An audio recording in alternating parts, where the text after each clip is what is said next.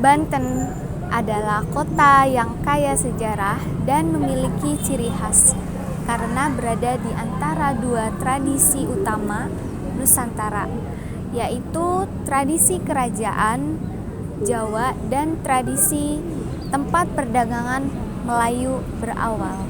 Sekitar tahun 1526, ketika Kesultanan Cirebon dan Kesultanan Demak memperluas pengaruhnya di kawasan pesisir barat Pulau Jawa oleh tentara Islam gabungan Cirebon dan Demak.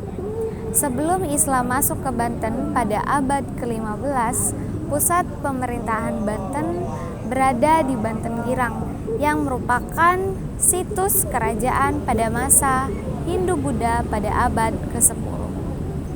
Berdasarkan tipu purbakala, ditemukan beberapa bukti bahwa Banten Girang merupakan pusat kerajaan Sunda pada masa itu. Kerajaan Sunda pada masa itu di Banten di bawah kekuasaan Pucuk Umun. Namun setelahnya, kekuasaan diambil alih oleh Sultan Maulana Hasanuddin Banten.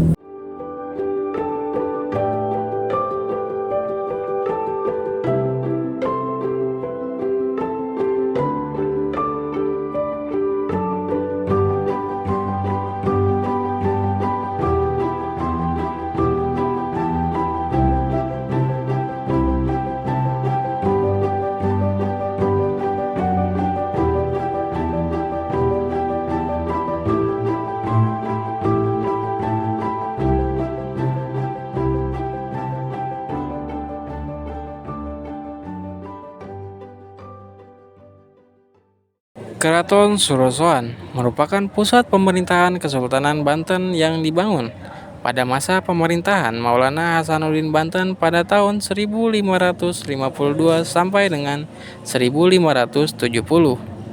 Keraton Surosoan Banten merupakan peninggalan Kerajaan Banten yang terletak di Desa Banten, Kecamatan Kasemen, Kota Serang.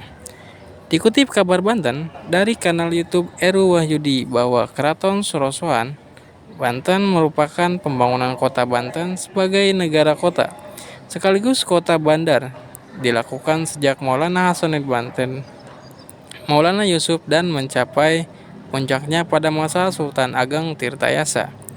Kebesaran Kesultanan Banten pada masa itu ditunjang oleh beberapa faktor seperti letak geografis yang strategis, kondisi lingkungan yang menguntungkan, struktur masyarakat, dan pemerintahan yang kuat. Banten lama sebagai pusat kesultanan dan kota bandar yang dilengkapi dengan berbagai sarana. Diberitakan jelas oleh Belanda ketika mengirimkan ekspedisi pertamanya menuju Banten.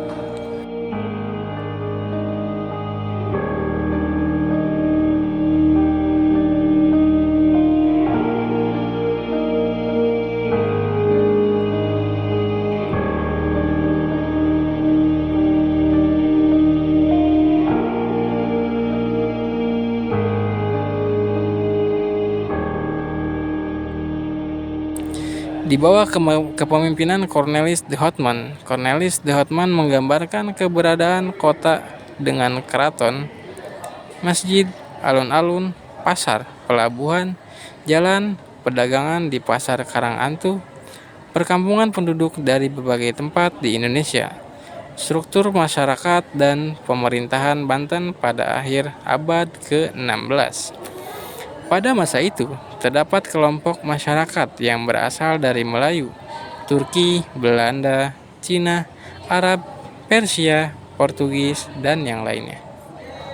Selain itu, ada juga pandangan dari Nusantara seperti dari Ambon, Maluku, Makassar, Sumbawa, Sumatera, Kalimantan, dan yang lainnya. Letak Keraton Surosoan, alun-alun, masjid, pasar, dan jaringan jalan menunjukkan pola morfologi kota yang hampir sama dengan kota-kota Islam di Jawa, seperti di Cirebon dan Demak. Keraton Surosoan diperkirakan berdiri pada abad ke-17. Keraton Surosoan bukanlah tempat tinggal Sultan yang pertama didirikan di Banten. Tempat tinggal Sultan Banten Yang pertama diduga didirikan di dekat Karanganyar. Keraton Surosoan dibangun antara tahun 1552 sampai dengan 1570 dalam beberapa tahap dan sedikitnya melalui 4 fase. Dari keterangan sumber sejarah disebutkan bahwa dinding Surosoan tingginya sekitar 2 meter dan lebarnya sekitar 5 meter. Panjang pada sisi timur dan barat adalah sekitar 300 meter. Sedangkan pada bagian utara dan selatan adalah 100 meter.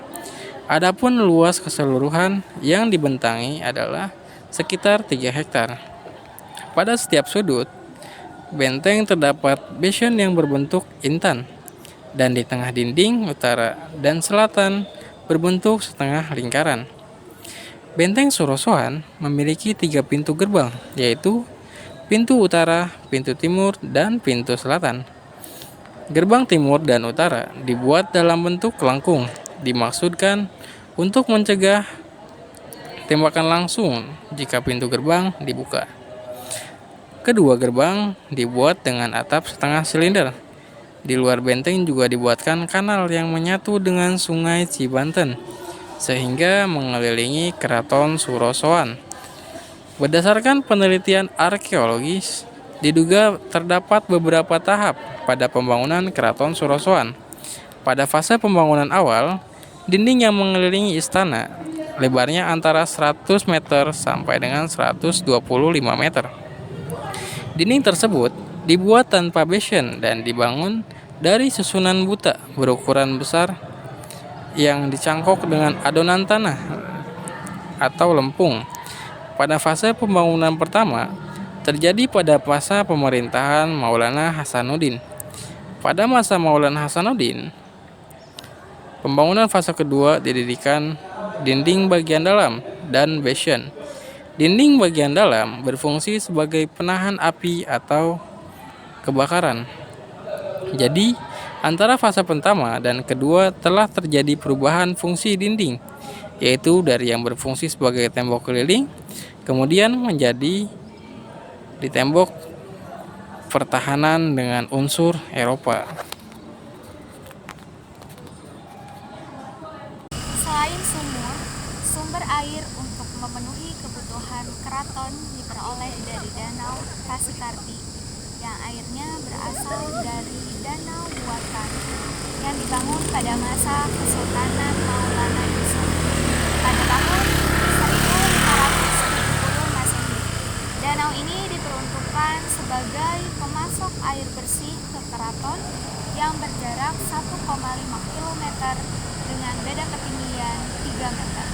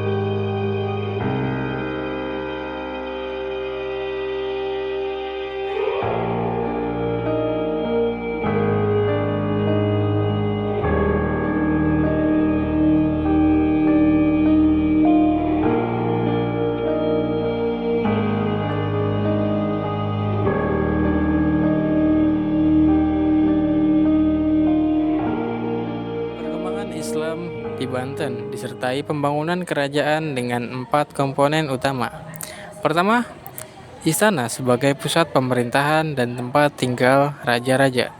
Kedua, Masjid Agung sebagai pusat peribadatan. Dan yang ketiga, alun-alun sebagai pusat kegiatan rakyat. Dan yang keempat, pasar sebagai pusat kegiatan ekonomi. Masjid Agung Banten didirikan pada tahun 1566 Masehi ketika Maulana Hasanuddin menjabat sebagai Sultan Banten pertama pada tahun 1552 sampai 1570 Masehi. Inilah warisan Kesultanan Banten yang masih berdiri kokoh hingga sekarang. Sebagaimana masjid-masjid lain di Nusantara, Masjid Agung Banten berdenah segi empat dengan rancang bangunan yang unik. Arsitekturnya merupakan perpaduan antara arsitektur Jawa, Cina, dan Eropa. Ini dikarenakan pembangunannya melibatkan 3 arsitek dari negeri yang berbeda. Raden Sepat merupakan arsitek utama berasal dari Majapahit, yang juga menukangi Masjid Cirebon. Jack Banjut, arsitek asal Cina, dan Hendrik Lucas Kardel, asal Belanda. Atas jasa-jasa mereka menegakkan simbol kebesaran Islam itu.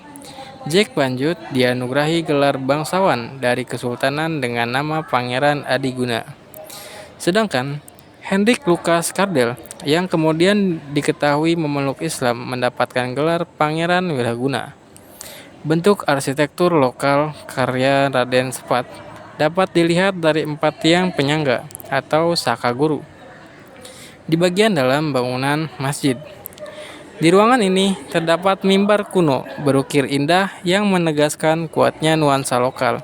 Setidaknya ada 2 kisah berbeda seputar keberadaan mimbar ini. Pertama, mengatakan bahwa ia merupakan wakaf Nyai Haji Irad Jonjang Serang pada 23 Syawal 1323 Hijriah atau pada tahun 1903 Masehi. Sebagaimana tertulis dengan huruf Arab gundul pada penampil lengkung bagian atas muka mimbar. Pendapat kedua memperkirakan mimbar itu adalah sebuah karya Jack Banjut. Jack Banjut adalah arsitek pembantu Raden Sepat. Dialah yang konon membuat atap masjid begitu mirip dengan atap pagoda. Atap yang melingkar berbentuk bujur sangkar itu bertingkat 5, yang menyimbolkan rukun Islam. 2 atap paling atas kental dengan arsitek Cina. Semakin rendah, atapnya semakin lebar, menaungi serambi di sisi utara dan selatan, di mana bersemayam jasad para ulama dan anggota keluarga kesultanan terdahulu.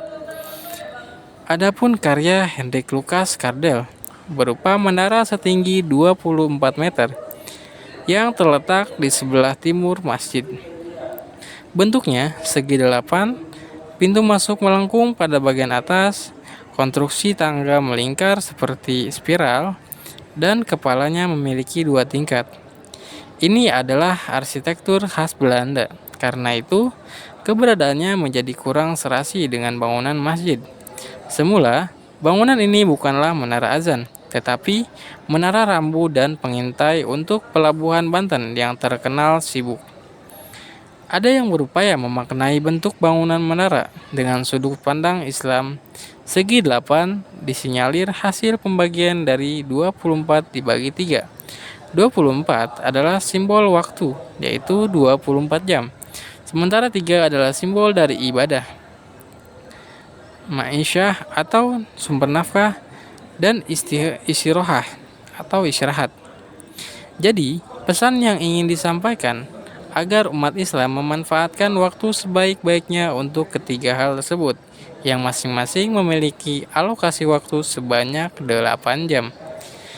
Karya Hendrik Lucas Kardel lainnya adalah Tiamah di sebelah selatan masjid, yaitu bangunan semacam pavilion yang dahulu sering digunakan para ulama dan umaro Banten untuk mendiskusikan masalah-masalah keagamaan.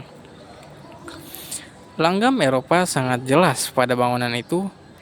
khususnya pada jendela besar di tingkat atas.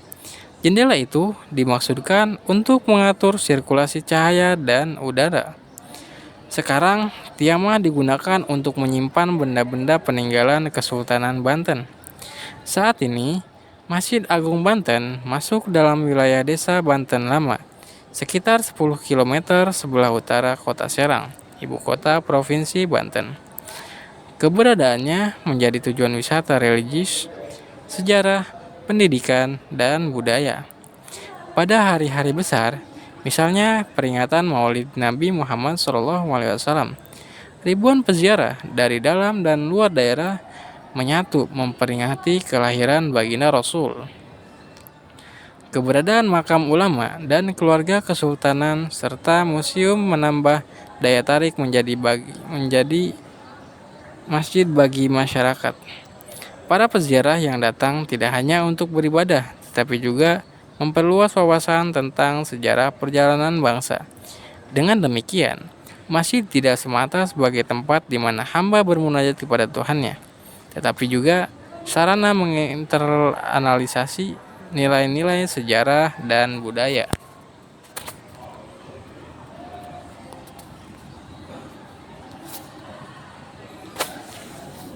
Jarak berapa?